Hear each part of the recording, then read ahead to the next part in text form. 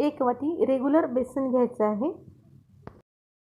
त्याच वाटीने साखर घ्यायची आहे, 1 फुल वाटी भरून घेतलेली आहे, दुसरी वाटी आणि तिसरी वाटी अर्धी भरलेली आहे।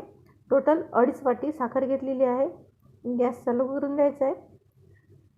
थोडी वेगळी अशी बर्फी आहे, त्यामध्ये पाणी 1.5 वाटी टाकायचं आहे आणि याचा छान असा पाक करून घ्यायचा आहे। 1 वाटी बेसनामध्ये अर्धा किलो बर्फी होणार आहे।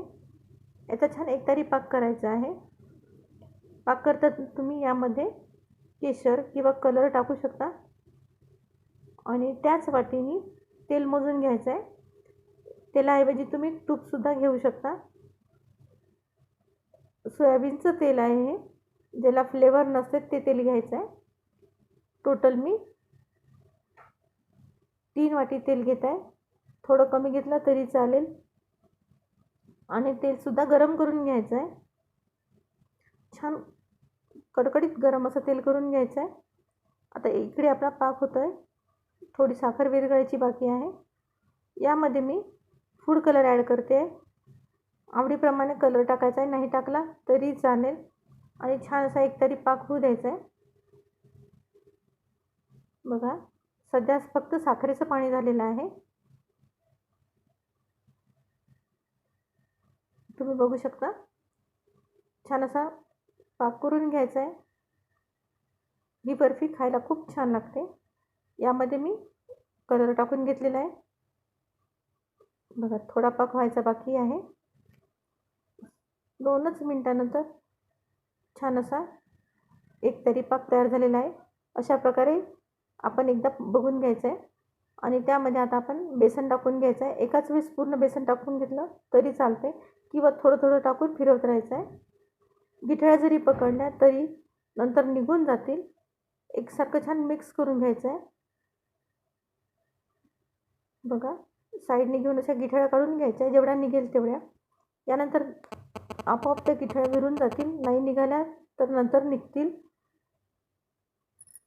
आणि छान मिक्स केल्यानंतर त्यामध्ये गरम कडकडीत असं तेल टाकायचं। बघा, एकदम उकळतं तेल टाकायचं आहे आणि चमचने छान फिरवत जायचं आहे। छान जाळीदार अशी बर्फी तयार होणार आहे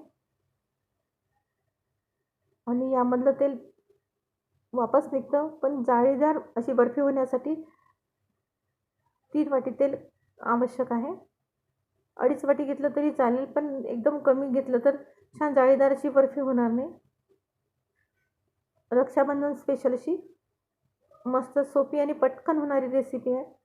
5 ते 7 मिनिटांमध्ये ही बर्फी होऊन जाते। बघा, थोडं थोडं करत तेल टाकायचं आहे।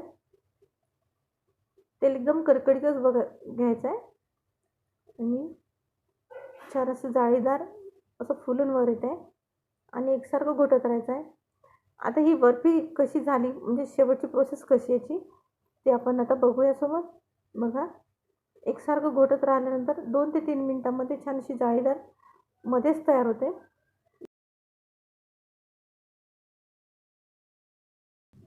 आणि या शेवटच्या प्रोसेसमध्ये थोडंसं लक्ष देऊन करायचं आहे। बघा, छान मध्ये जाळीदार असा गोळा तयार होतो आहे।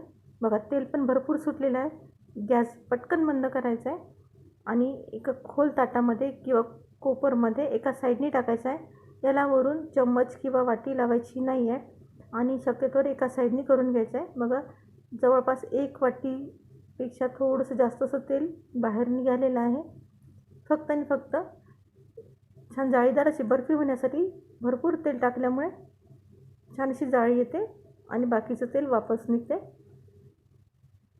बघा, आपण पोळी लावायला किंवा कोणत्याही पदार्थासाठी तेल वापरू शकतो आणि छान खमंग जाळीदार अशी बर्फी तयार झालेली आहे। यालाच मैसूर वडी पण म्हणतात आणि आता गरम गरम असतानाच ही कट करून घ्यायची आहे। एकदम छान खमंग झाली आहे आणि सध्या तर खूप गरम आहे, शिजत आहे ती, अशी आवाज पण येतो त्याचा। बघा, पटापट पीसेस करून घ्यायचे। बघा, छान जाळीदार अशी बर्फी तयार झालेली आहे. फार गरम आहे. मी एका डिशमध्ये तुम्हाला काढून दाखवते. बघा मस्त खमंग झाली आहे. 3 कलर असे आलेले आहे, छान पिवळा, डार्क कथ्था असा. खायला पण एकदम मस्त लागते. व्हिडिओ आवडल्यास नक्की लाईक करा, शेअर करा आणि सबस्क्राईब करायला विसरू नका. आणि आपण ही 15 ते 20 दिवस डब्यामध्ये ठेवू शकतो. बघा मस्त खमंग खुसखुशीत अशी म्हैसूर वडी तयार झालेली आहे. आता मी डब्यामध्ये पॅक करून ठेवते. बघा छान कलर पण आलेला आहे. व्हिडिओ आवडल्यास नक्की लाईक करा. धन्यवाद.